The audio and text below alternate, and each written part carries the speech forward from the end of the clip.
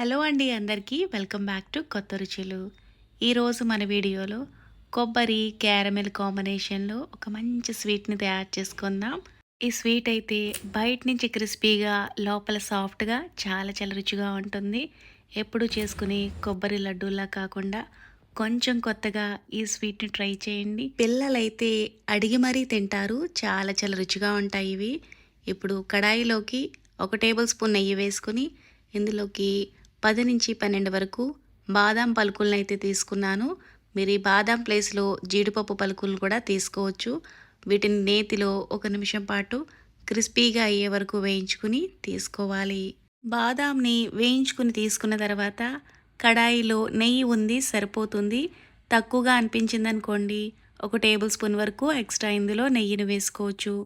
ఇందులోకి 2 టేబుల్ స్పూన్ల సుజీ రవ్వను వేసుకుని సన్నటి సెగ మీద మాడకుండా దోరగా వేయించుకోవాలి. ఇలా వేగిన తర్వాత ఇందులోకి కొబ్బరిని వేసుకోవాలి. ఇక్కడ నేను 1.5 కప్పుల వరకు కొబ్బరిని అయితే వేసుకుంటున్నాను.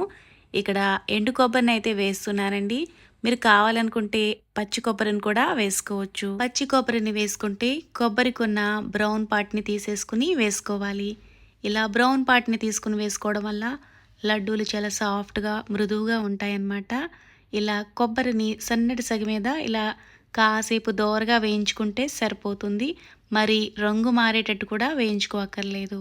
ఇందులో రవ్వ వేసాం కాబట్టి కప్పు నిండుగా పాలు వేసుకుంటే ఈ రవ్వ కొంచెం సాఫ్ట్గా అవుతుంది. మరీ ఎక్కువగా కూడా పాలు వేయాల్సిన అవసరం లేదు. 1 కప్పు పాలు వేసుకుంటే సరిపోతుంది. ఈ పాలు వేసుకుని ఇదంతా కలిసేలా ఒకసారి బాగా మిక్స్ చేసుకోవాలి. ఇందులోకి 1 కప్పు పంచదార వేసుకుంటే స్వీట్ అనేది కరెక్ట్గా సరిపోతుంది.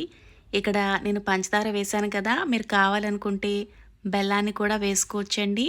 ఇలా ఒకసారి అంతా కలిసేలా బాగా కలుపుకొని కొంచెం డ్రైగా అనిపిస్తుంది కదా, కొద్దిగా నీళ్ళని వేసుకొని కలుపుకుంటే చక్కగా పంచదార అంతా మెల్ట్ అయిపోయి ఇలా దగ్గరగా అవుతుంది.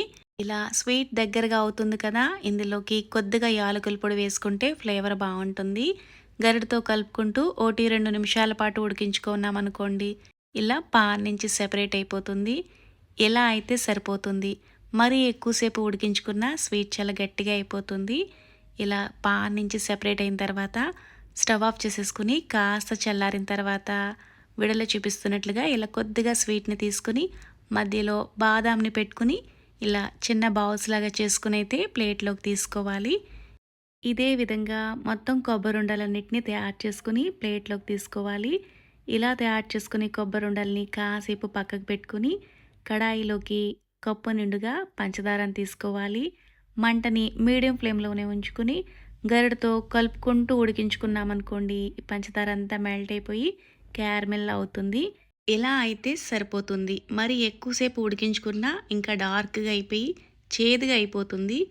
ఇలా అయిందనుకోండి, వెంటనే స్టవ్ ఆఫ్ చేసేసుకొని ముందుగా రెడీ చేసి పెట్టుకున్న కొబ్బరి ఉండల్ని ఒక్కొక్కటిగా ఇందులో డిప్ చేసుకుని తీసుకోవడమే.